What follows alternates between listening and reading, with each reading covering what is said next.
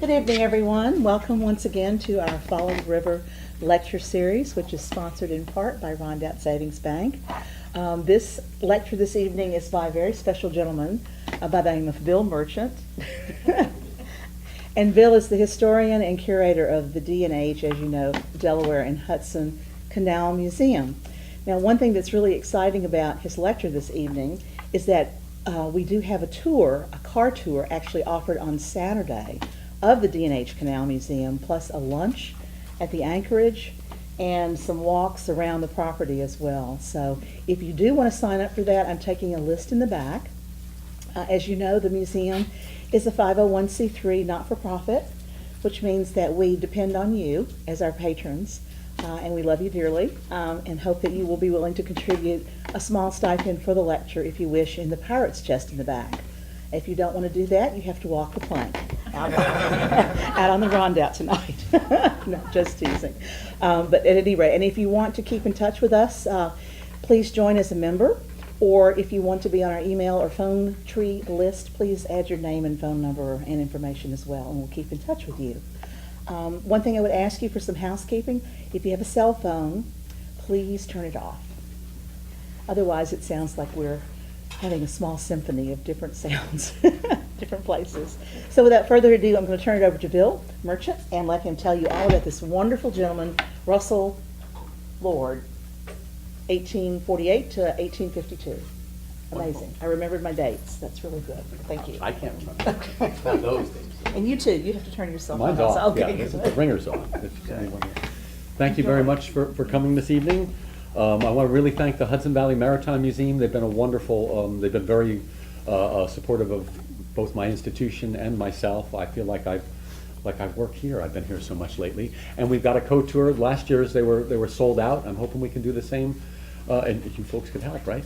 And we were so successful last year that, there we go. We were so successful, you know, I'm a bass player. I should know how to work a microphone. I don't usually need a mic, but they told me to use it anyway. So, the Maritime Museum, a wonderful institution.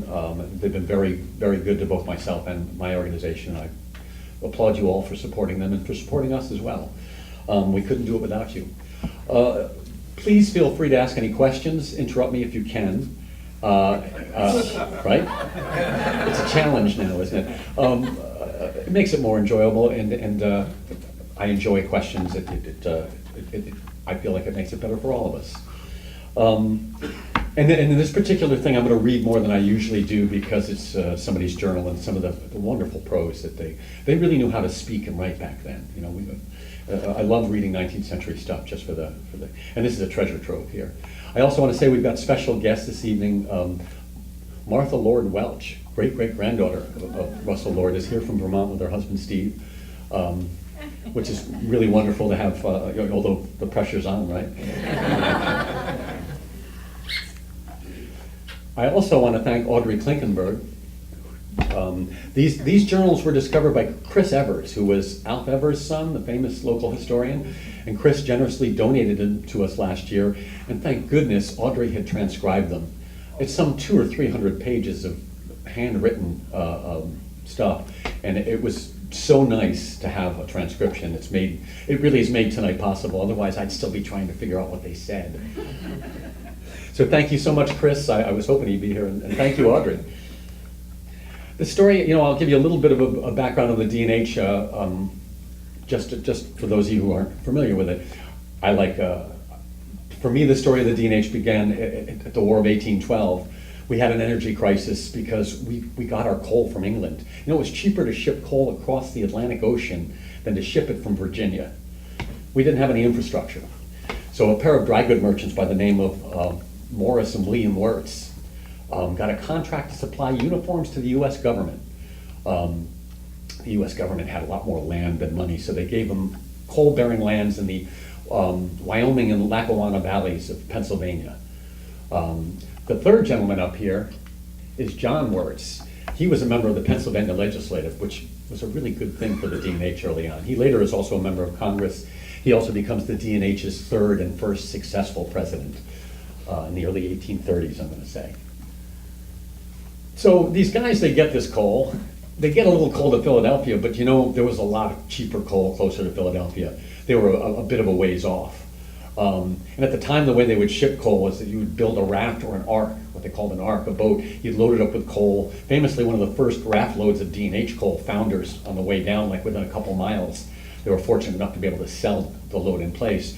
But presuming you usually ship it in the spring in what they call a freshet, when you had enough water to get you above any sort of obstacles. And then once you got it to market, you hopefully sold the load. Then you had to sell the boat because you had no way to get it back. So America, not having the infrastructure that was, you think of the Roman roads in Europe, they had infrastructure. America, we had none. And pretty much everything east of the Appalachian Mountains, there was a huge barrier. So everything east of the Appalachians were pretty well clear cut. They were using it for fuel, they're building their houses. So we had an energy crisis and we weren't buying British coal anymore. So when the war ends, the Wirtzes start selling this stuff or trying to move it, but eventually they realize they need a canal. And speaking of the Erie, here we've got DeWitt Clinton, who was the man that talked the world into the idea that canal would be a paying thing. He tries to get the US government, Jefferson, so this is in 1800, Jefferson, big science guy, he doesn't think it's technologically feasible, nor does he think it's the thing for government to do. I always, Jefferson, small government guy, what was that about, Louisiana? Doubles the size of the country. He had a lot of cognitive dissonance, that man. So the Erie Canal is such a huge success. This man, Benjamin Wright, he's hired by anybody. Once the Erie opens and people realize what a benefit having a canal is, we didn't have schools of civil engineering. I shouldn't say we didn't have them. I think West Point, RPI, and Union had all just opened. But we didn't have this, you didn't know where to go get a canal engineer. So you hired people that knew what they were doing, like Benjamin Wright. In fact, anybody wanting to dig a ditch, I like to say, would hire Judge Wright. So 1823, they hire him to figure out how they could get their coal from the town that was in that same year of 1823 dubbed Carbondale for some reason. And this is right up here, the route that Benjamin Wright lays out for them. It's starting in Honesdale, PA, at the time known as, I think, the Forks of Dyeberry. Honesdale was named after the first president of the D&H, Philip Hone. Followed the Lackawaxen River to the confluence of the Delaware and the Lackawaxen. My pointer doesn't work on that screen. To the confluence, crossed the Delaware by a slackwater navigation, which is to say they had a dam there and they had a rope and you threw the horses or mules on the boat and they'd pull you across. They had guard locks. People don't realize that canals couldn't just empty out into waterways because you'd lose all that water. It was tough enough getting it full of water. So then it followed the Delaware River after it crossed it to Port Jervis, Carpenter's Point, but then later named for John Jervis. So many of the towns along this route get named for bigwigs, if you will, in the D&H organization. Would follow the Neversink Valley up into the area that Ellenville, where it joined the Roundout Valley, and then terminated right here in Roundout, which at the time was maybe 2 farms. They're still 80 miles from their intended market in New York City. But this was the most efficacious route because the Shawangum Mountains were down here and kind of in the way. The town fathers in Newburgh petitioned the canal company to have the canal terminate there. That's how much people realized you wanted to have a canal. It was going to make a difference. And we know once they started digging this thing, the whole towns would just spring up. You built in river valleys, they say, because you needed a source of water. Indeed, anytime you have water higher than your canal, you figured out a way to get it into your canal, because this thing was all gravity fed. But also on a river valley, you could find somewhere where you could stay at the same level, because the less locks, the quicker everything was, the cheaper. So in a river, on the side of a river, think about it, you could find somewhere, if you routed it correctly, that you could go the longest stretch without requiring locks. So the Erie Canal was some 385 miles. It only needed 65 locks. The D&H, this route that Judge Wright suggests to them, 108 miles and had 108 locks. Much more mountainous country. And he tells them it's going to cost $1.2 million. Someday I'll have to figure out what that is in today's dollars. None of those metrics are really that accurate anyways, but an awful lot of money. So they needed to get that money, didn't they? Before this, the stock exchange had just started. It was like so many things, like our country in its infancy. But there was a place called the Tontine Coffee House on Wall Street. Coffee houses in the 18th and 19th century were places where you might go if you had an investment opportunity to find people that might have money to invest. And in fact, it's no accident that the financial services industries today are on Wall Street at the Tontine. In fact, the stock exchange met originally in the boardroom of the Tontine Coffee House. So on January 8th, the coal in question was anthracite. It wasn't that soft, sooty stuff they had in England. It's called stone coal. So they also had to convince people you could burn it. Blacksmiths in Philadelphia loved this stuff because they could do a single fire in a day. Usually you'd have to do two. It also, we believe, carbonized. It actually made something closer to steel. So it was popular amongst blacksmiths. One of the things the Wurzes had to do was teach other people that you could burn it. And indeed, on this January 8th, 1825, they opened stock books. They light a fire, and it was a cold January day, but I'm told they were opening windows and shedding their clothes because this stuff burns so well. They sell out over $1 million worth of stock in one day. This makes it the first $1 million private enterprise in American history. They also had stock books in Goshen and right here in Kingston, but indeed most of the money came out of New York. The intended market was largely New York, although once you got to the Hudson, you could go up north to Albany as well. In fact, one of the first loads of coal is given to the governor. These guys knew, grease the wheels. They had to have permission from both Pennsylvania and New York to build this thing. So now they've got the money, and so then they've got to dig a ditch. And they need to hire some people. Benjamin Wright, he barely works for these guys. I don't even know if he did the original survey. I think gentlemen under his supervision, John Sullivan and another man. But he quickly brings in John Jervis and James McEntee, both young men who got their start, learned by doing on the Erie Canal.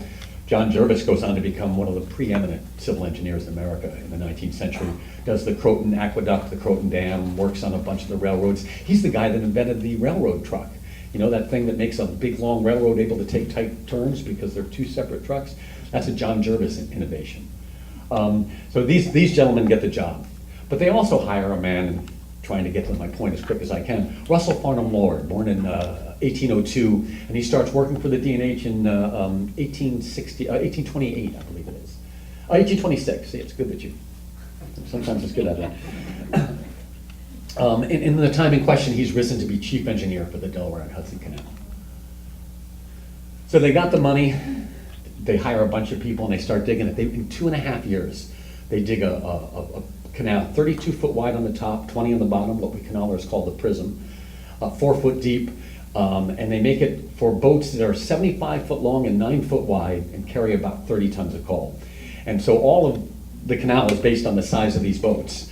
All of the bridges, all of the aqueducts, all of the locks fit these boats really tightly. I'm going to stop for a minute because I'll use some of these terms. In the 20th century, when you say berm and you look in the dictionary, it's a man-made mound. But in the 19th century, and I checked in the dictionary, it simply refers to the opposite side from the towpath.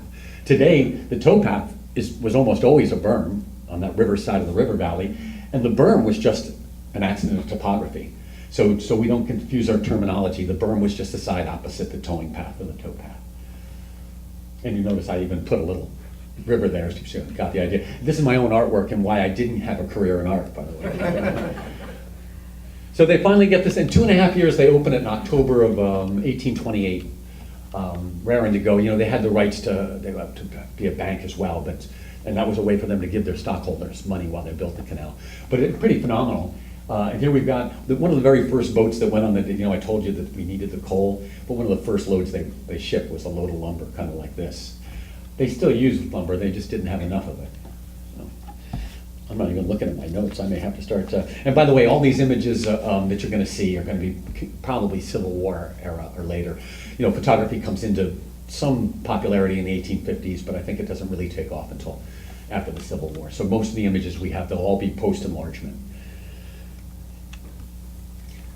So Chris Evers, God bless him, discovers this book, and what it is it's a journal that with handwritten copies of correspondence.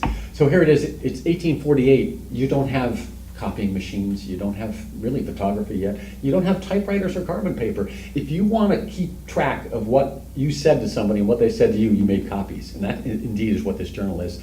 This particular journal is from 1847, did I write down it doesn't really matter, but 1847 to 1852. And it's, I don't know if it's all the correspondence, but I'm presuming it is, but a lot of correspondence that he both sent and received, some in his hand, and a lot of it probably in the hand of an underling, as Martha and I were looking at earlier today. So the thing that excites me as a historian is, we got this one. Are there more? I mean, the man worked until 67, and so there's at least 15 more years after this. Presumably he kept doing this. Keep your eyes out and think of me if you find them. It would be very exciting. And if you could transcribe them first, that would be nice too. And a lot of it, so these letters run the gamut. There's things about legal opinions. There's things about just enlargement-related problems. Just anything that the man had to deal with is in these letters. So it's a real treasure trove, and I'll only touch on the first time I did this presentation, I took about 1 hour and 45 minutes. I'm going to try and keep us about an hour. We'll see how I do. And one of the most notable things is that he would write every year a letter to whoever was the officer. It was John Wirtz worked so hard. He starts as president in 1830. By 1850, he's worn himself out. The company gives him a European vacation. They love the guy. He was the guy that presided over their first real success. So in the 1840s, they keep deepening this canal by adding to the sides, and so you could make all the locks, you could make everything could be made deeper, and so but they're always accommodating boats that could just take a greater load. By the time the early configuration of the canal, I think they get up to 5 foot of water, and now the boats can carry some 75 tons. So they've almost doubled. They would even hip the boats. They put walls, and in fact, in these journals, he mentioned some of those boats having kind of problems because they're a little top heavy. So by 1848, 1850, they undertake a final enlargement. So if I could only get one set of these books, we were really fortunate, because these years that are cover the High Falls area, as I'll get into a little later here, and they cover the final enlargement. This is when the canal becomes the size that it is virtually from 1850 until it closes down largely in 1898. So really, if I could only get one set of journals, this would be it. We've been incredibly lucky. If you're going to enlarge a canal, you need manpower, and I love this part, as I know that Audrey did too. So he's writing letters to the treasurer, usually asking for money or telling him what money he needs. But they also needed to hire people. So in 1849, November 29th, he's in this letter to William Seymour, the treasurer, talking about getting manpower for the enlargement. The men about Honesdale and in this region will probably supply us, say, from Honesdale to Pond Eddy, and the men at and about Rondout will supply us from Eddyville to Wurtsboro, but between Wurtsboro and Pond Eddy, we shall get a supply from elsewhere. We should get them in about equal proportion of Irish and German, as they're better controlled that way. History comes alive, doesn't it? And he mentions that they're paying 75 cents a day, which at that time is actually good wages. I know it sounds pretty ridiculous to us, but I love that, better control, Could you explain that more? And the canal indeed was largely built by immigrants. This is, I think, really relevant these days, where this canal may not have existed without the Irish and German immigrants that came. We're nothing but a better nation, but for our immigrants, thank you. I'm part Native American. You're all immigrants. This land really is my land. At least 30-second of it. And just this picture is of a repair of a break. I think the canal is way up there, and this is taken from the riverside. But it just gives you an idea of what it was like. They're digging this. They're using picks and shovels and wheelbarrows and just brute labor. They worked a lot harder than any of us kids today should talk to them about. They should learn how much harder they could have. It was interesting. So now they're enlarging this canal from 32 foot wide and 4 foot deep. They want to be 40 to 50 foot wide and 6 foot deep. The boats now are going to be 15 foot wide, 14 and a half foot wide and 91 foot long. And ultimately they're going to carry 130 tons of coal. But this means they have to widen a lot of the canal. There were things we read that said that they wouldn't enlarge the towpath because that had settled in. But in fact, they enlarged what we've discovered from a variety of sources, including examining what's in the ground today, that they actually enlarged on both sides, and more actually. They could actually locate leaks. There'd be more growth if there was a spot where it was leaking. The grass would grow better, and they'd go, oh, there's a trouble spot. And this is something that he mentions in his letters. In order to prosecute the work for enlarging the main trunk of the canal without putting the annual navigation in great jeopardy, it was necessary to obtain the increased width by excavating from the berm side and to disturb the towpath banks as little as possible so as not to break up the mucking ditches, which cannot safely be done without causing the embankments to leak and slip when the desired head of water is let in upon the new work. It was found in making the excavation on the berm that the canal in its original construction had been located extensively so as to pass clear of rock excavation, and where rock had been discovered, the line had been more or less changed to avoid it. So they had, things to deal with there, didn't they? And here he's writing Seymour again, and this is May of 1849. Well, we shall want to provide before the close of the canal next fall 175 dozen number 2 Ames shovels and 15 dozen round-pointed handle shovels. 2,280 shovels. And in fact, at one point he had 3,500 men under his employ, more people than worked probably when they built it. Probably cost more to enlarge it than when they built it as well. And the Ames Shovel Company, the Ameses were famous because they were part of Credit Mobilier. They were part of the whole Transcontinental Railroad scheme. The Ameses were big movers in that on the eastern end of things. And that company's still in business today. So one of the ways that, and here is, this is the canal in Wurtsboro. So one of the things that Dave and I, here's Dave Kine, one of the directors from the Canal Museum and a big canal buff. I'm surprised he hasn't interrupted me yet. Dave, I must have gotten something wrong. We were actually out there, and I see it in this picture. There's sections of the canal extend, and one of the exciting things about this particular history is you can go out there and explore it yourselves today. There's probably 70 or 80% of it still in some way, shape, or form extant. I've probably seen 60% of that myself. And one of the things that we've noticed, this doesn't look like any 40 or 50 foot wide. There you've got a 15-foot wide boat. This looks to only be, say, 30 foot wide. And indeed, I've discovered, Dave and I measured a section recently, just 32 foot wide, but what they did is they squared up the sides. So it's no longer a prism, it's just a straight 6 foot depth. And here is a section, this is looking south towards Wurtsboro Canal. What's the main road in Wurtsboro where that bridge is? That building, what's that? It was Plank Road at the time, it's now Sullivan Street. Sullivan Street, thank you.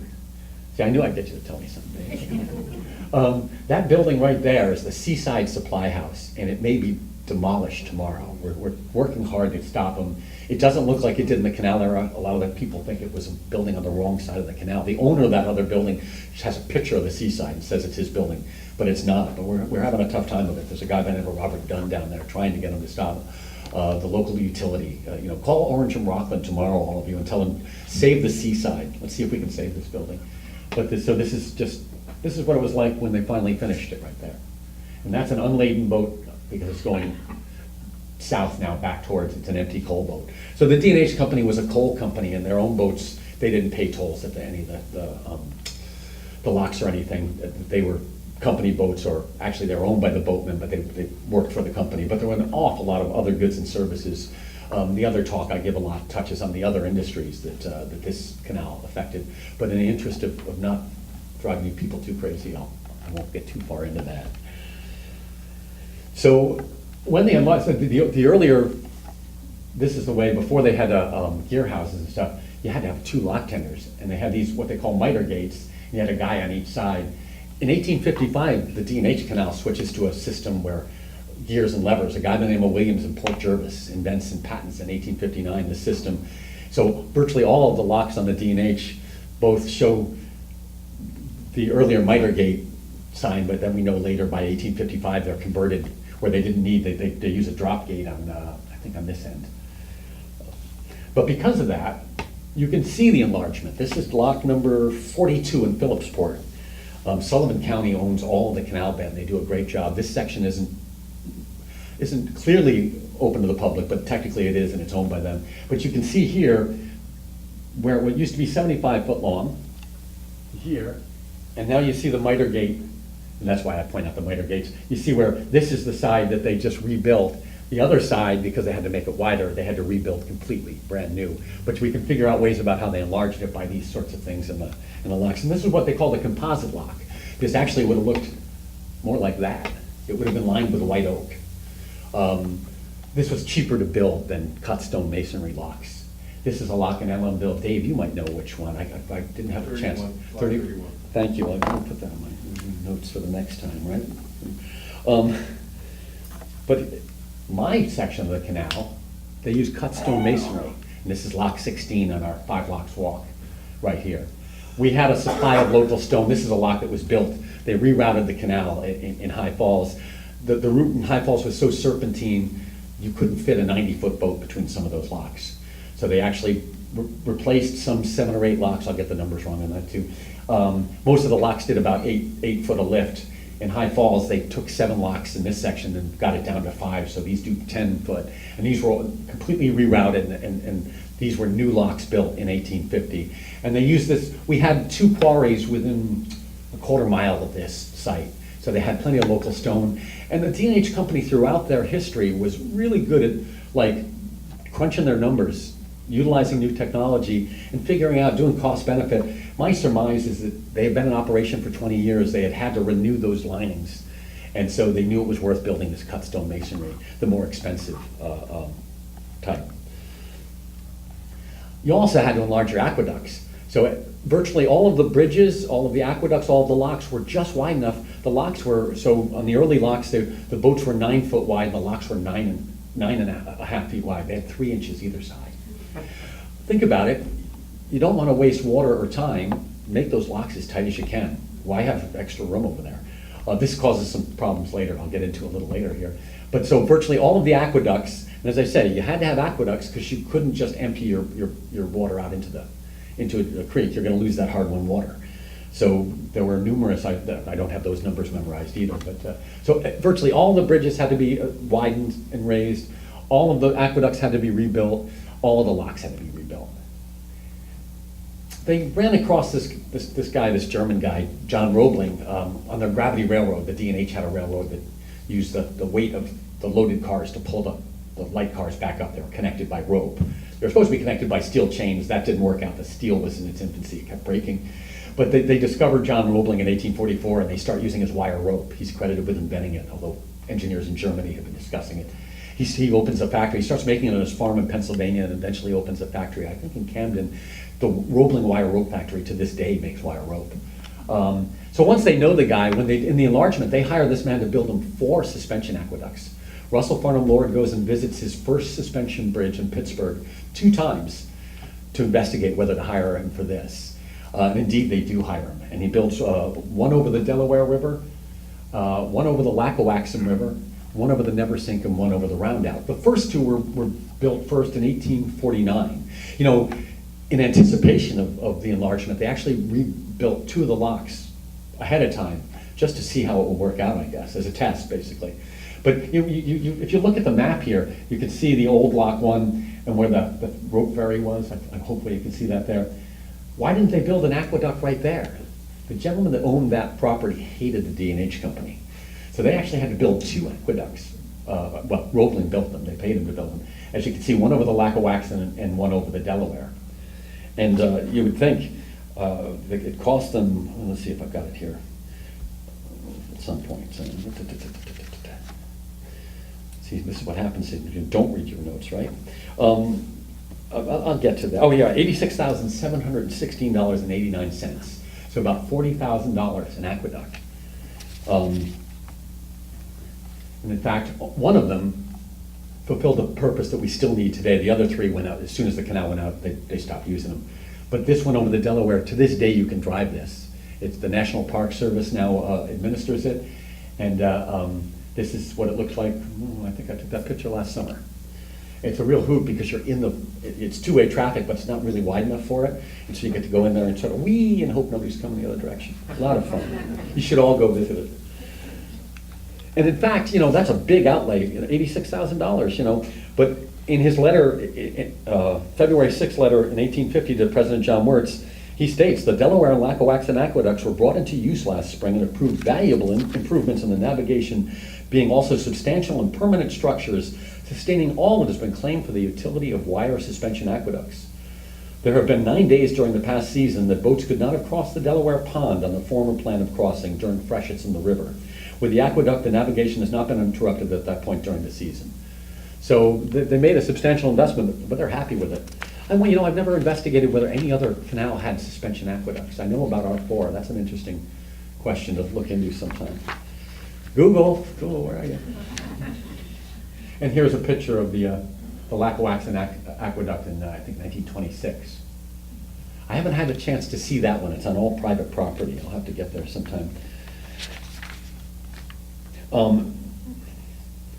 They also had an aqueduct over the Neversink River, and they had enough problems with that they actually had to have men, because of the outflow from that section, they had to have men 24 hours a day to help pull the boats through it. And again, they were happy to do it, you know. And here we've got the aqueduct he built in High Falls, and behind it's the Roman-style stone aqueduct that it replaced. So all this time they're enlarging, they rerouted here too. They could always make that stone aqueduct deeper, they just add stone to the side, they couldn't make it wider. Unfortunately, it got dynamited in the 1950s, crying shame. All we got left is the keystone now. But this is now the aqueduct. Now all that's left of that is the abutments. And they're actually, I think, national landmarks in and of themselves because they were rollings. And here, the fascinating thing too, the exact specifications of the High Falls Aqueduct. You know, the tension of the cables, the number of cables, the diameter of them, how many wires, 2,300 wires in each. I'm not reading the exact thing. And one of the things I noticed is that he actually calculates how much weight it would carry with 6 inches more water than they actually use. That's a good engineer. He's over engineering. And in fact, that aqueduct over the Delaware, they have to test periodically because it's a national high, you know, it's a highway. And I'm told that the wire is still as good as the day they put it in 49, whatever it was there. And here's a picture of a boat going through my aqueduct, as I like to call it, here in High Falls. Off to the right here, this is where water from the earlier route still, for a couple of years they had property owners, and this is according to Lord in the journals, property owners that had property along the old route complaining that, so they actually kept water in it for a while, but he points out that eventually those smaller boats aren't going to work out. I mean, I don't know, I'd have to find the next set of journals to find out if he had more trouble. Think of me, people. And so I love this one too, the cost of the 2 second aqueducts. They were only single span, $45,406.09. You know, today we would round it to the nearest thousand, but that 9 cents was right, you know, but that 9 cents, you know, clearly meant something. It also gives you a sense of how accurate the man was in his accounting, right? At the same time, and it's the second, so the first item is, this is in what his report to President Wirtz. And so there's the cost to John Roebling. The second thing is Jacob H. Depew, real estate and water power in High Falls. Simeon Depew builds a tavern in 1797, and he has a mill down by the falls. He dies in 38, I think, somewhere in the 1830s, and his son Jacob takes over. It's Simeon Depew and Jacob. Jacob thinks that he's sick. He thinks he's dying, and so he sells out all his property. And he loved the canal company. He worked for them. For $20,000, $5,000 in cash, and I think the rest in either stock or cement. I think stock. But there it is, $20,000 that they pay him for and this is the building they buy. And coincidentally, a year ago, December, Open Space Institute, New York State Department of Parks, Recreation, and Historic Preservation purchased this same building. Now we paid $675,000 for it. Can you imagine? It was part of a package that included a mill, the water rights, and this building at $20,000 in 1850. I think there was some other property thrown in too. We got it for $675, and we're happy we got it. So yes, hopefully in the next couple of years that we're slowly moving along, getting our planning together, hiring the requisite architects and the like. But this will hopefully be our home in, I'm going to say 2 years' time. I keep saying that though. We need money. Who doesn't need money, right, Lana? Yeah. So I also find it fascinating. People very often will ask me when I do these talks, and Lord knows I've done enough of them, you know, what about eminent domain? And I've always said, I think people, you didn't need to seize their land. People wanted it. So Roundout becomes this huge town. It was two farms, but when the canal ends here, this town was bigger than Kingston, which is what it grew out of. And that was all because the canal wound up here. But how did they deal with property owners? And I quote him here again because I just have to. Although the enlargement of the canal was generally received with favor by the population along the line, it was not possible to prosecute so large a work in so short a time without disturbing some of those through whose land the work had to be done. They had been using their property for several years with a canal passing through it, and to get an increased width, it was necessary to break up many of their fixtures appurtenant to it. Appurtenant? Who uses that word anymore? Love it. And to occupy more or less of their choice land, and in some instances take a part of their favorite garden. I love that. Hence it became and was important to exert every caution while doing the work and conciliate them by doing portions of the work in such a manner and way as corresponded with their wishes. The canal company would talk to you and say, we can go that way or that way. Which would you prefer? You know, do you want to lose the lettuce garden or the, if they had a garden on each side, as corresponded with their wishes, and also to get them committed by engaging in the employment of the company and in an aid to effecting the enlargement as much as consistent or practicable. In this way, their good feeling has generally been continued. So they were smart, they'd hire you, you know, what better way to make sure you weren't unhappy with what they were doing. So in High Falls, as I said, it was really fascinating. If I was only going to get one 4-year set of journals, this is it. They bought the canal house, they've rerouted, they built what becomes the 5 Blocks Walk. When they were building it, we always knew in High Falls that we had towing paths on both sides. Remember I said normally you got the berm and then one towing path. And through most of the canal, that was the case. Here, we had towing paths on both sides. I always thought it was just because they were so busy. You've got 5 blocks in a row, they're within, if you've walked that. In fact, if you join our tour on Saturday and the weather is good, you will walk the 5 block walk and you'll see how close the locks were, and I'll yak at you some more, no doubt. But he, in one of the final letters before our portion of this journal ends, he's suggesting for the next year, he says, first he explains why they needed the 2 towing paths. It wasn't because they were busy. There was a lot of rock there and they had to blast it. And so there's sections where the canal is, or the towing path, wound up 4 and 5 foot higher than the water level. And because of that, the 2 boats going 2 different directions, the ropes kept fouling and it was just slowing everybody down. So the expedient was to give them a towing path on both sides. In fact, the end of the 5 block walk is Robinson's Bridge, and that's the bridge where one team went to the other side so that they could cross over. But what really got me, he says in one of his letters, now we won't have a berm side for offloading. I'm astounded. That here's a coal company, and they made some tolls, but it was really important to him. He suggests that they build loading quays, and it's in a list of items at his yearly, usually winter letter to management saying this is what we ought to, this is what I've done, and this is what we ought to do. We've got, I think, 3 of those letters. Those letters themselves are just treasure troves of what happened in the given years he reflects. But here he suggests building 2 loading quays, and indeed, and you can see them if you look carefully. Let's see, without my pointer, it's so much higher, way up on the top there. And today, as Mark and Steve here will testify, you can see one of them on the opposite side, our firehouse. We saved them the cost of excavation. Their basement is the loading quay. And if you go in the basement, and some of the firemen were nice enough to let Dave and I in one day, you see that 1851 stonework. But they put in a pair of loading quays to accommodate, and I know from later maps, they loaded cement from that Simeon Depew's mill on one side. They had a railroad that took the old canal bed and brought up to the side of the quay on this side. They offloaded some of the coal for the locals on the other side, and then the firehouse quay, they still offloaded wood products on both sides. And I have every 10 years maps, and it's the same thing, so there must have been enough business.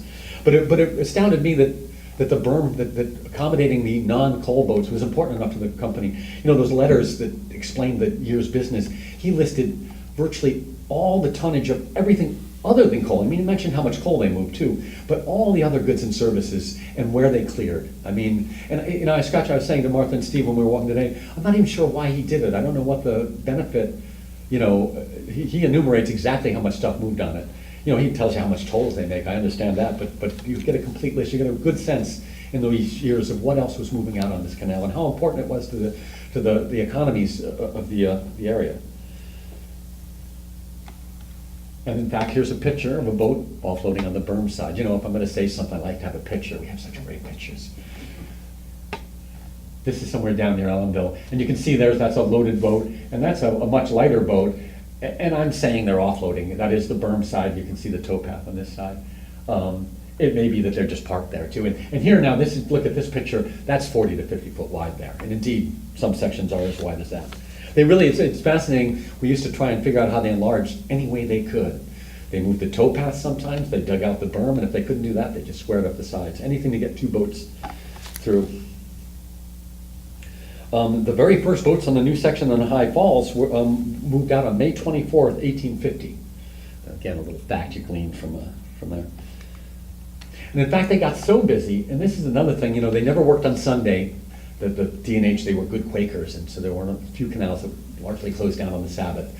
But that wasn't totally true. Towards the end of the season, they worked on Sundays as well. You did not want your boat to get iced in. Winters were more severe. The canal typically operated from, say, April sometime till early December. So you had those 5 months when it was too frozen to do anything. And there's a story in Dorothy Sanderson's book about a family moving all of their goods at the end of the season out on a boat, and they get iced in and are forced to live on the boat, or they lose all their belongings. But here he was talking about how busy they were. The 8 locks at High Falls and the 6 locks at the Neversink are open 24 hours a day, and the other is 19 hours per day. So that's how busy they were at 1850. This is why they needed the enlargement.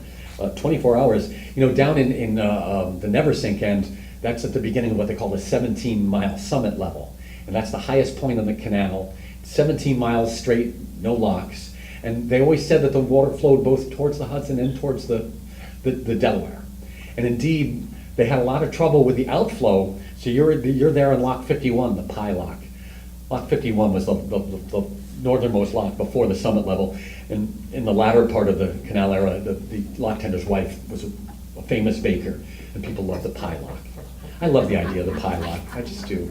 Someday we're going to have some sort of a fundraiser based on the Pie lock, right? Food and drink always gets them. So because of that problem, the outflow, they had problems pulling boats in, even on the ascending, what they call the ascending level. So the lock is down here, you're trying to go up the 8 feet, and they couldn't get the boats in because so much water was flowing out still.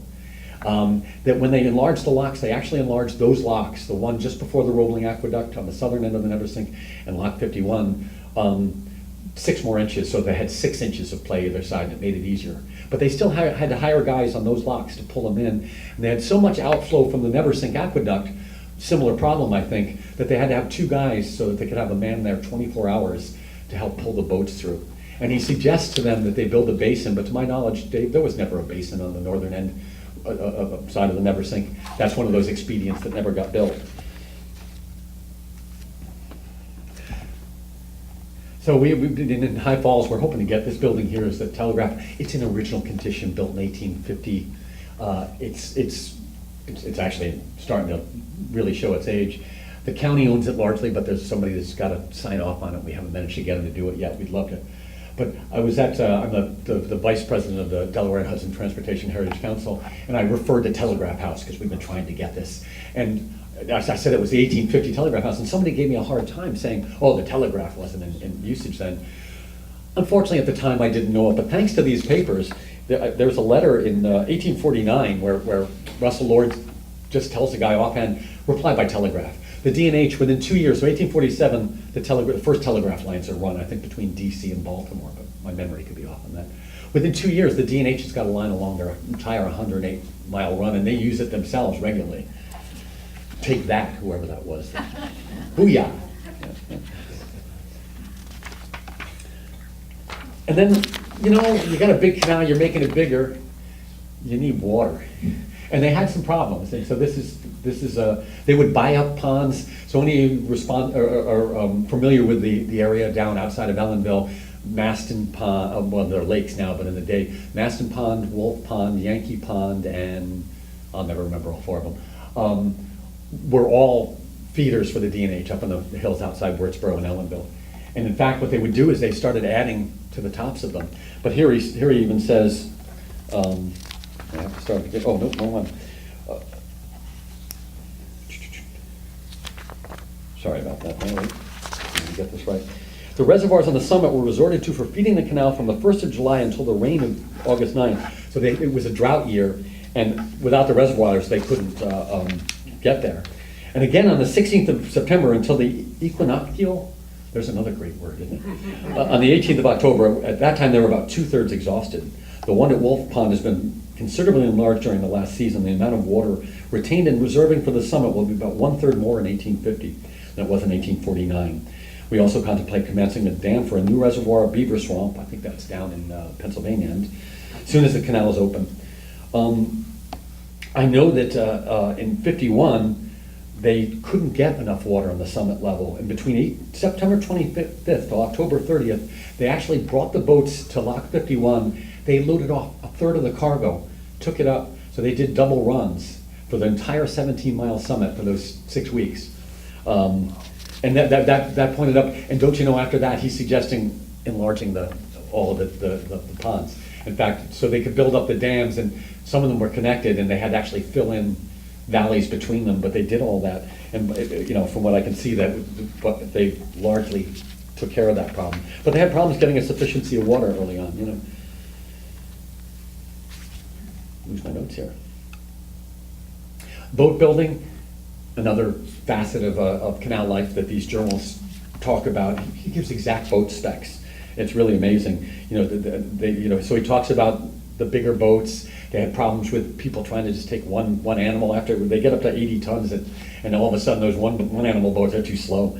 But by this time they're discouraging guys, and he even talks about boat owners are going to want the newer boats. They're going to make more money. They were paid X amount per ton, and they were paid by how long it took them. So if you got there in 10 days, you got a certain amount per ton. If it was 11 days, you got less. If it was 12 days, you got less.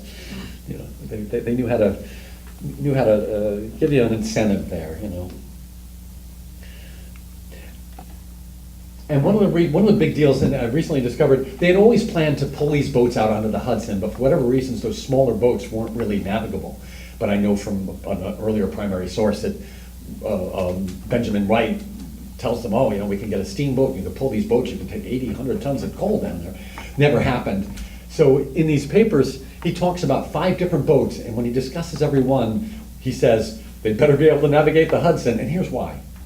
They rafted up to 100 boats, both off the Erie and the D&H. So the Cornell people, whose building was right down there, whose offices were here, that Cornell and Samuel Kirkendall, his son-in-law and heir, were intimately involved. They worked for the company. They towed all these boats. They did these tows. They were officers of the company in the 1870s, I think it was, and 80s. And the whole reason they wanted to was this. They no longer had to offload coal here in Round Valley. So from when they started, they're loading the coal onto the railroads in Carbondale. They're going up over the mountain. They're loading them onto the boats in Honesdale. They're getting them to Round Out. They're offloading them onto barges. But in 1850, it was a big concern of his that they were able to do this. And I was reading recently John Burroughs Talks, and it's a gentleman that is relating all these conversations he had with Burroughs just after Burroughs died in 1923. 3 times in that book, they mention, and this is in the early 20th century, seeing rafts of 100 boats on the Hudson. So this was something that was a big deal that took place into the 20th century. And this is, of course, the Mary Powell. This is from the 1875 Beers Atlas of Ulster. But those could be D&H Canal boats right there. But just, that makes me tired just to look at it. They didn't have to do that anymore. The boats, they could put the animals on board, and early on then the canalers could jump on the boat and take the 2-day run down to New York. I always like to say maybe the wife would do a little shopping, you know, take a show. Eventually in the 1880s, the canal company, right, wonderful, a busman's holiday, you know, lovely phrase too, busman's holiday. In the 1880s, the canal company, who had, early on the canal company owned all the boats, but they quickly start selling them to you, the boatmen, and they deduct from your pay, so they help you buy it. And they don't explain why, but I'm thinking theft. There's too much stuff to keep track of, so if you just sell it to that guy, he's gonna keep track of it. Otherwise, it's gonna get stolen. In the 1880s, I read in the New York Times that people were speculating, so the company decides they're gonna own the boats, and that meant that a canaler would get to Round Out, and he would just be able to grab another boat, and maybe get another trip or two, so he'd make more money. One of the few times the canal company did something that actually benefited the actual canalers, the boaters, you know. Oh, yes, yeah, there's the canal boats on the, oops, I'm going backwards, right? Yeah, you know, that one wound up in there twice, that's my problem, okay. And so you can actually build a boat from some of these. This is a letter to, it was gonna come to me, I don't put it here, do I? But it's detailed specs of a canal boat. In 1848, they had 676 boats on the canal, 593 company boats, and 84 individual boats. So it astounds me that for those 84 boats, they wanted to make sure they could still offload. They were really taking care of their customer. They planned for at least 700 in 1849, and Von Beck, Mr. Von Beck, General Von Beck, estimated 800. He worked for the canal company. He owned the Mansion House, bought it from McEntee, and was worked in the offices here, and clearly was one of the businessmen in their offices here. And Lord suggests paying a premium if they make 14 trips in a season, so that gives you an idea how many trips you might be able to make. And you get $10, I think, in the earlier boats, so you'd be paying out $140 towards your boat. The earlier boats were $400. I think they get up to being almost twice that in the latter part of the 19th century. They also, the canal company, I always love this, they didn't give you your full pay. They held back some quarter of or third of it till the end of the season. A little something for the Irishmen to drink on for the winter. And here's just a great picture of a proud boatman. There are boat building all along the canal. But this is in Alligerville. Some proud boatmen. Well, you know, camera was probably kind of a novelty too. You want to get your picture, right? And here you got, I like this picture because that boat on the left is laden with coal, and here's a boat going back towards Honesdale to get another load. And I can tell from his journals, so in 1850, they couldn't get a full 6 foot of water in this canal. They only had 5.5 foot, and as a consequence, they could only load 90 to 100 tons of coal. So this tells me too that this canal was just deep enough for these boats too, that they couldn't clear the bottom. He also talks about, even in the latter part of these journals, all the little choke points, the spots that, you know, we should spend a little money there because boats keep getting stuck and they'll have guys hired to help pull them out. So it was kind of a, they didn't get it all done all at once. I have full confidence that the boating season will be more satisfactorily accomplished next season than it has been for the past. I think it very desirable that boats should be let, so far as practicable, to the persons that own them themselves. Those are always the most efficient which are manned and run by the owner as master. His interest in the boat secures his care and industry, and the hired hands having the entire charge of running a boat are more careless and indifferent about its receiving injury as well as delays. In the case of breaches of rules and regulations, the owner, if with the boat, is more easily and effectively brought under discipline. He liked the idea of having owner-operators and not, some people were buying up boats and then hiring crews, and he discouraged that. And there are letters to people wanting to do that, and letters from him to the officers saying, I don't think that's such a good idea. This is part of one of those, you know. And you know, when these people owned these boats, some of them took great care of them, some not so much. After 1880, they didn't own them anymore either, but then they didn't have the same boat the whole season. When do you think you knew you had a problem with a boat?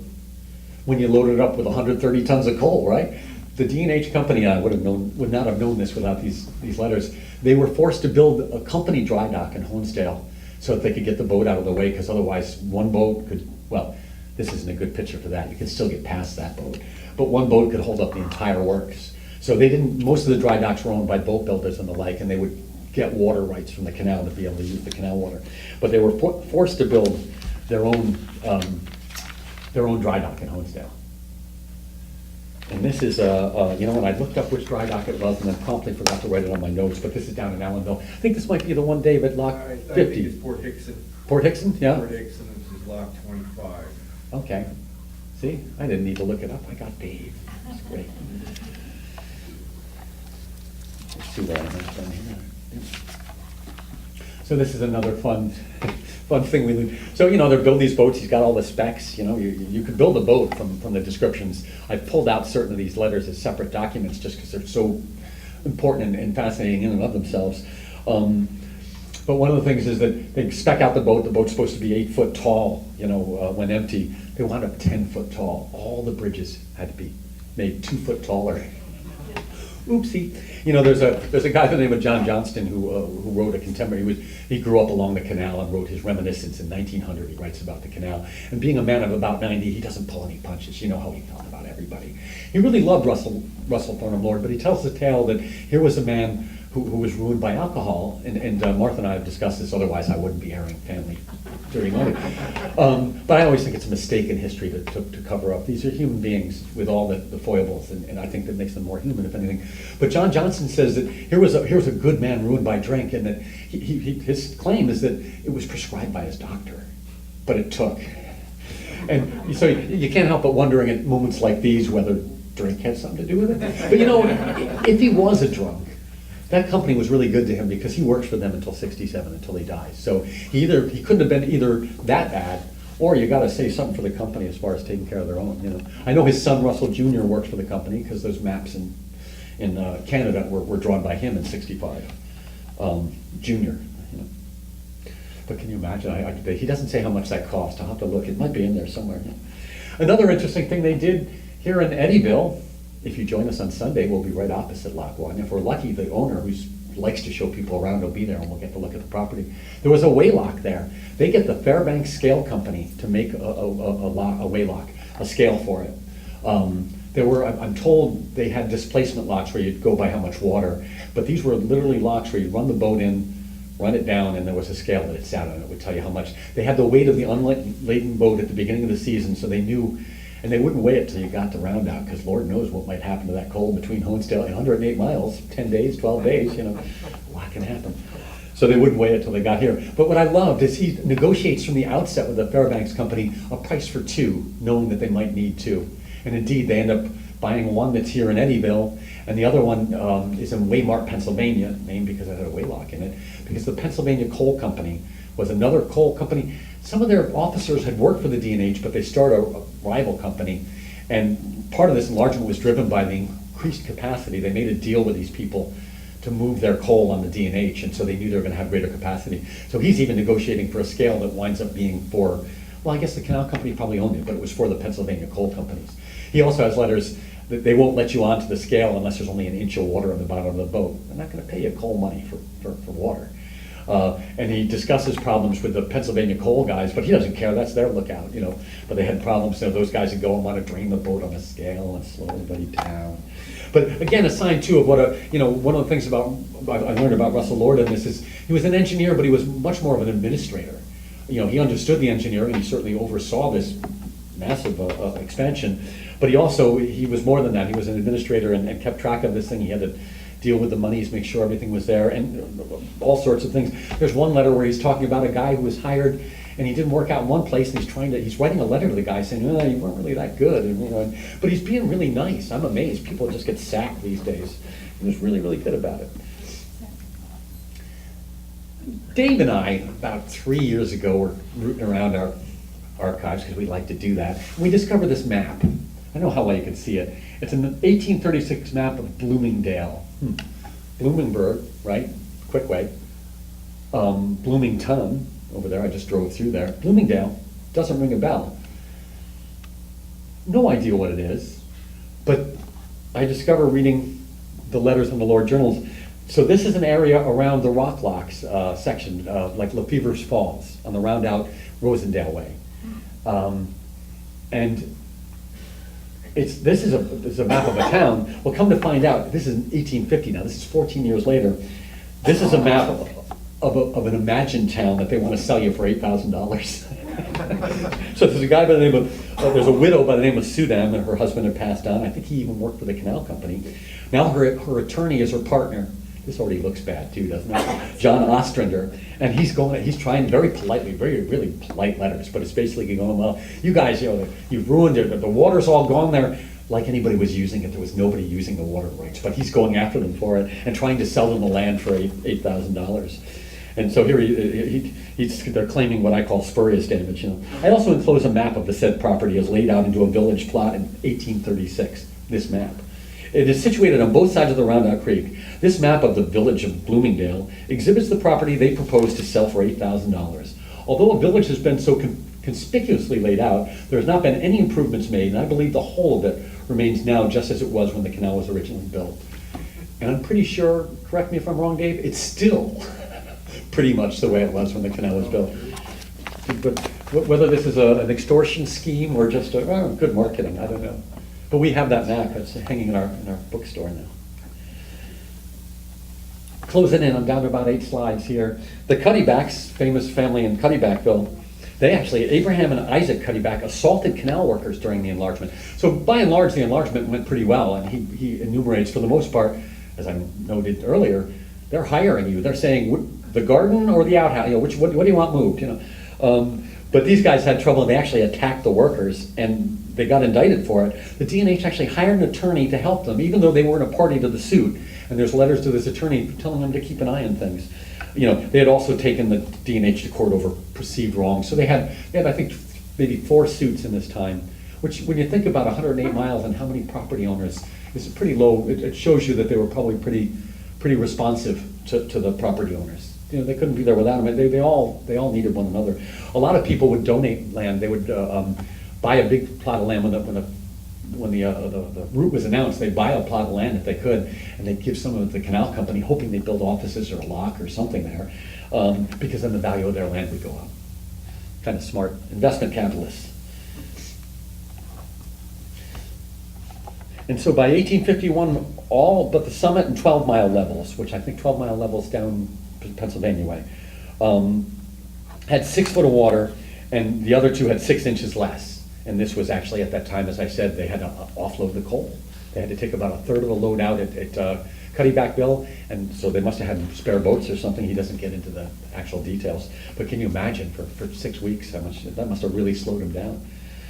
They also had, this astounds me, he talks about, they had a steam engine for one thing. They turn it into a steam-powered dredger, and they are able to deepen the canal and take out choke points during navigation, so they don't have to drain it. Fascinating that the level of technological ability that they use, you know, so they get rolling for his wire rope, they're using the telegraph as soon as it comes in. They're building steam-powered dredgers, you know, it's great. And here, kind of get us into the end of things. He's writing William Musgrave, the vice president, 1851. I think this is when John's over in Europe recovering. The requisite work for completing the enlargement is now progressing under favorable circumstances. Unless we meet with unexpected difficulties, the canal will be in a very much improved condition for next season. Prepare for the opening of navigation at the usual time, about the 25th of April. The head of water has been sustained at 5.5 feet the past season. It will be increasing the ensuing year, fast as prudent to raise it upon the new work, with reference to getting it up to a full head of 6 feet. And as I say, they couldn't put a full load of coal into those boats. But, you know, all good things must end. Eventually, even this early, they're contemplating, you know, there's rumors as early as the 1880s that they're going to close.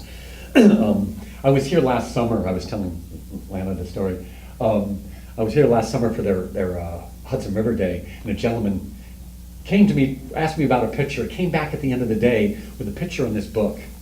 And he shows it to me, and I sort of said, oh, what are you going to do with it later? You know, how do you have that conversation? You know, would you will it to us, please? But he says to me, if I had $100, I'd just sell it. I had a $100 bill, which doesn't happen that often, in my pocket. Could not get it out of my pocket quick enough. This is, unfortunately, Audrey, this didn't come with a transcription. It did come with an index, though, and the one thing I have gleaned from it already, they're spending, this is, what years did I say there? It's right there. May 29th, 1865 to July 11th, 1877. This is my next project right here, right? They're mainly dealing with railroads, even that early. So most of the expenditures, most of the things they're talking about, so they build a rail line from Albany all the way up to the St. Lawrence Seaway. So if you went to Lake George, you'd go on the D&H Railroad. That's because they wanted to get their coal to Canada. They wanted to get it out. They just kept increasing their market. Amazing American capitalists. You know, the story of the D&H is really the story of our country writ small. You know, I'm gonna, you know, I want to write a book and I want to try and sell it to the rest of the country. So that's my line. You know, I've used it a lot lately. But eventually the canal gets abandoned. This is just a sort of a sad but great picture of south of Ellenville. So, thank you very much. I really appreciate you having me here. Is there any questions or anything anybody wants to? Please. How did they load the coal onto and off of the canal boat? They were really smart. They used chutes. So we have pictures in Honesdale, these huge, so that the railroad could operate during the winter longer than the canal could operate. So by the spring, there'd be huge piles of coal in Honesdale. When I first saw one of these pictures in Honesdale, I thought it had to be Carbondale. There was so much coal. They would use chutes and just run it down. They'd use gravity. The railroad cars themselves dumped into the boats. So we have pictures. Even in Honesdale, they'd use chutes and they'd slide it. Guys with shovels and things would push it down. But they didn't lift it. They let gravity do the work. And then they push it into these cars. They take it 100 foot down the line, and the cars would just simply boom, dump it right out into the boat. So they use gravity as much as possible. And you know, his whole thing about those boats, he talks about 5 different boats And every one of them, there's a sentence going, he's better navigating the Hudson. That was the most important thing to them, that they could wrap those boats so they could save the cost of the offloading. I think it took 3 men 8 hours to unload a boat. It says in our museum, I don't know. They unload it. Do they have to shovel it? They unloaded at that point. When they got them here, they shoveled them, which is why they would have had to. Although later, and I don't have that slide in here. Later, we've got there's a I'm going to say 1890 Scientific American cover article on the great technology the D&H has in Roundout, and the Dodge Machine Company made them something that went scoops that went and loaded it out of the boats. They were elevators, they called them. So they eventually had mechanical means for emptying the boats. But that was probably 1880s when steam power, when that kind of technology had built up. You know? Yeah. Any of the canal boats fits?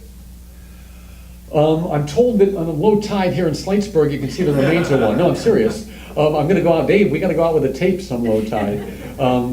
You know, there were, I'm told, hundreds of them down the Roundout here until the mid-1950s when they finally had the Army Corps burn them as a hazard to navigation. You know, they're 90 foot long. People say to me, oh, wouldn't you love to have one? And indeed, I would love to have one. I'm having enough trouble getting money for the building.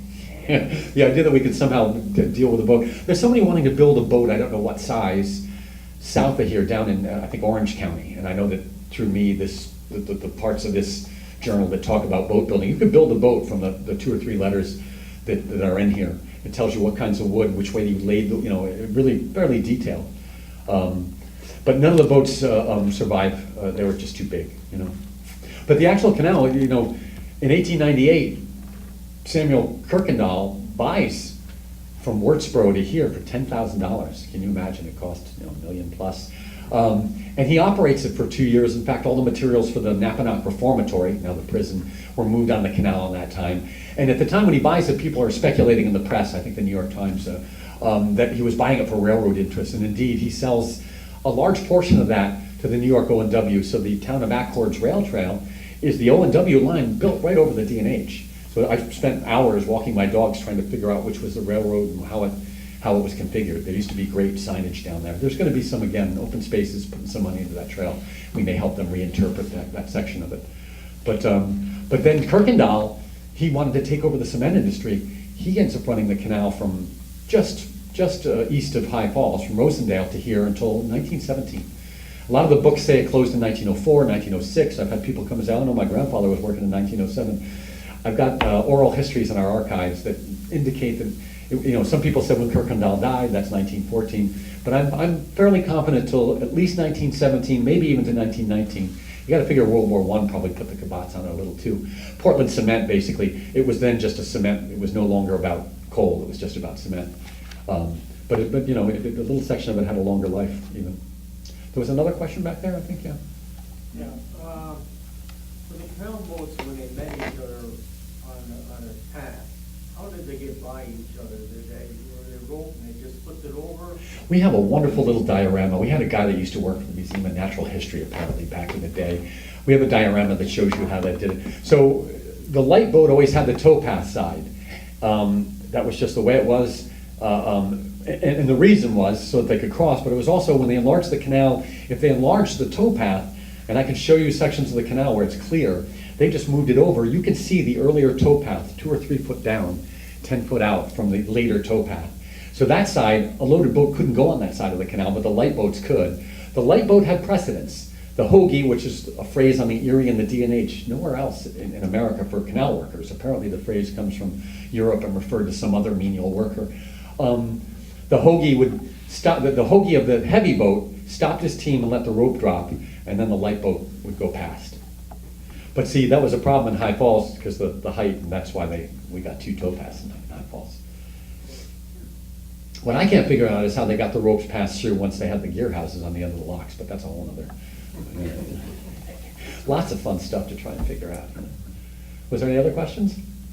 Yes, please. Yeah, did you say that when they widened the canal, the canal wasn't used at that time? Or? Well, they did most of the work during the off-season. They had to drain it. You know, you can't work when it was wet. Although there was points when he talks about being able to enlarge it during the season. They tried enlarging apparently the berm side in some sections. But for the most part, and you can tell from these letters, and this is why if I was only going to get one, I'll say it for the 50th time. one set of journals, this was with the mother lode, this was the gold mine, because it's in the time when they had to do this, you know, so, yeah. Yes?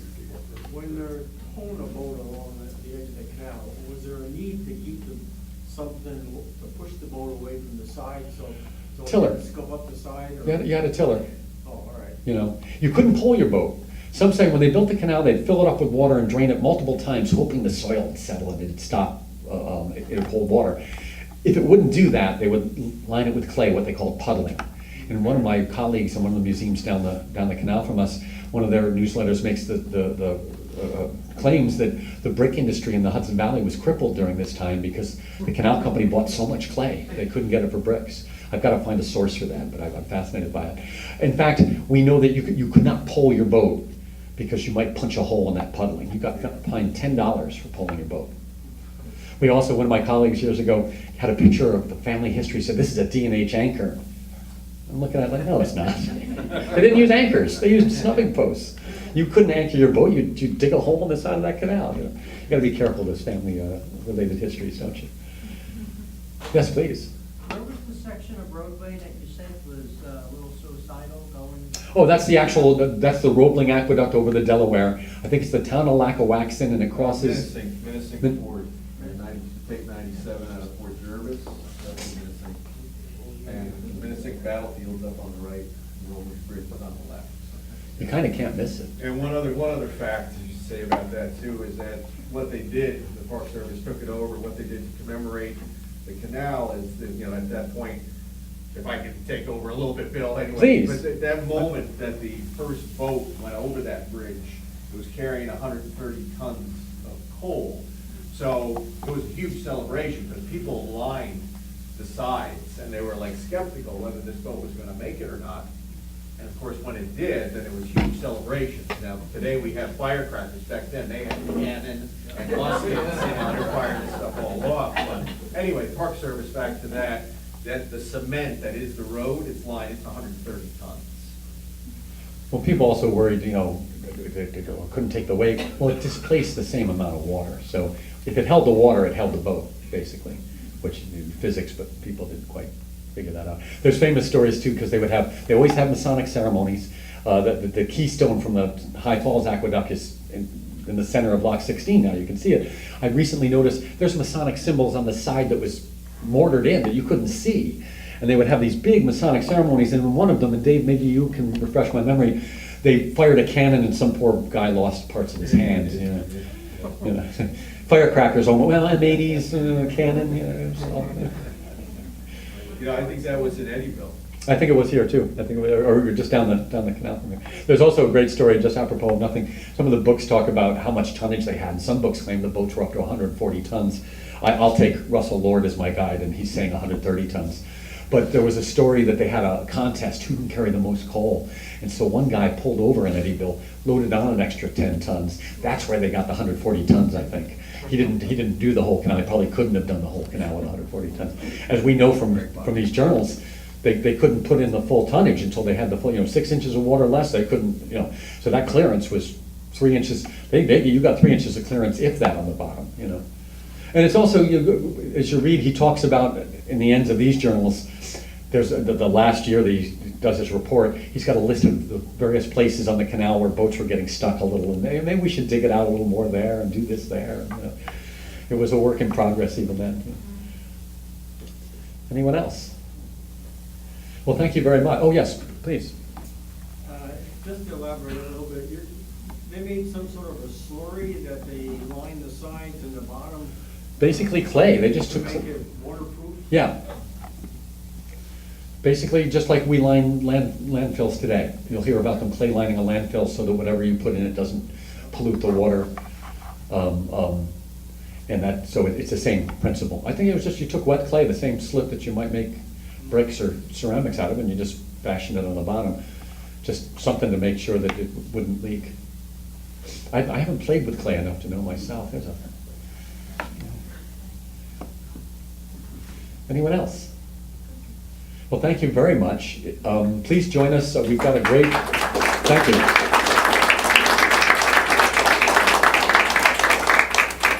Dave has gotten together a great lecture series. Every 2 weeks on Fridays, we've got lectures. We took a different day so we wouldn't compete with the Maritime Museum. Every other Friday, we have a mainly lecture series. There's, I think, only one film this year. And we've got if you can't make the car tour this Saturday, we've got one in September, too. And please look on the Maritime Museums. They've got wonderful lecture series and events going on. I was just part of their celebration of wood here on Saturday. A great event, a lot of woodworkers and boat makers and a barrel maker and stuff. A lot of great things going on, and we can't do it without you, so thank you all so much. And thank you, Lana, and the Maritime Museum. I really appreciate it. My pleasure. Don't forget, June 24th, that's Hudson River Day.